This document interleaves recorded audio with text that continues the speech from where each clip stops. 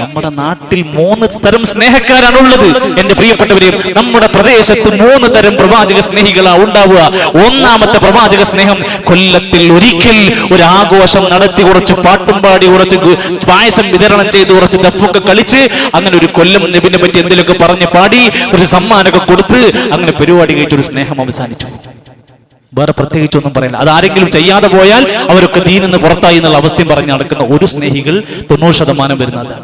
രണ്ടാമതൊരു പ്രവാചക സ്നേഹമുണ്ട് നമ്മുടെ നാട്ടിൽ. അവർ പ്രവാചകന്റെ മാതൃക പരമാവധി പിൻപറ്റാൻ ശ്രമിക്കും.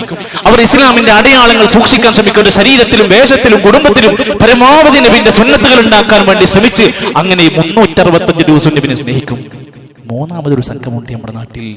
ഓലെ സംബന്ധിച്ചിടത്തോളം ആഘോഷിച്ചോലെ ആഘോഷിച്ചോട്ടെ, ആഘോഷിക്കാത്തവർ ആഘോഷിക്കണ്ട, ചെയ്യുന്നവര് ചെയ്തോട്ടെ, ചെയ്യാത്തവര് ചെയ്യണ്ട, നിങ്ങൾ എന്തിനാണ് എല്ലാത്തിലും ഇടപെടാൻ പോകണമെന്ന് പറഞ്ഞ് നല്ല നാട്ടിലെ നല്ല മീനി തഴയുന്ന നല്ല സ്നേഹികൾ ഓല ആരോടും ഉണ്ടാൻ പോകില്ല. നമ്മുടെ നാട്ടിൽ നല്ല ശതമാനം ഇഷ്ടമാണോ? കാരണം എന്താ? ഓല ആരോടും ഒന്നും എതിർക്കൂല, നല്ല മനുഷ്യന്മാരാ.